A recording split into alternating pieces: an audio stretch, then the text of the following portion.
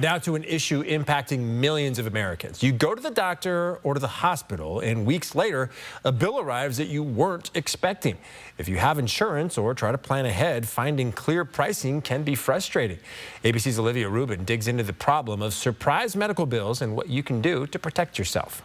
The healthcare industry can be a maze to navigate for consumers. Even with certain protections, patients often have no way of knowing what they'll be charged. In the United States, our system is designed for profit. A system where prices are often hidden and the true cost is revealed after the visit. Medical bills for hundreds, if not thousands of dollars aren't unheard of. What you initially thought was a manageable bill can skyrocket. Nearly 60% of adults reported a problem with their health insurance in the past year, a number that increased to nearly 80% for those who saw a provider more than 10 times. It is a huge problem in our healthcare system, even with certain protections in, legislation that's been passed. There are many holes in the Swiss cheese, if you will. The No Surprises Act protects people from surprise emergency medical bills, from out-of-pocket network providers at in-network facilities, and from out-of-network emergency medical services. But it doesn't apply to non-emergency regular office visits or hospitals. A provision called the Advanced Explanation of Benefits, or AEOB, would require transparency before a visit, but it hasn't been implemented. Experts say protecting yourself starts with checking your insurance coverage,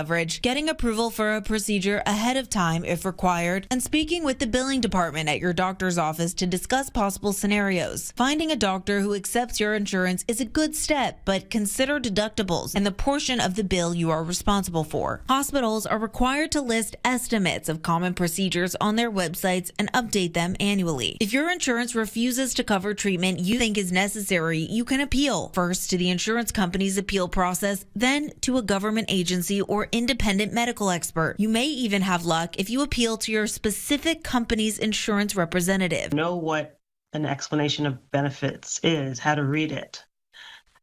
So you know the right questions to ask when you see a number on a bill that doesn't make any sense. If something stands out, it is possible to get some charges changed, and there may be errors. The system isn't perfect. You may catch something that you really shouldn't need to pay for. And if you don't ask about it, that's money that's lost out of pocket. there are also consumer assistance organizations around the country that can help navigate this system. Some are free while others charge a fee.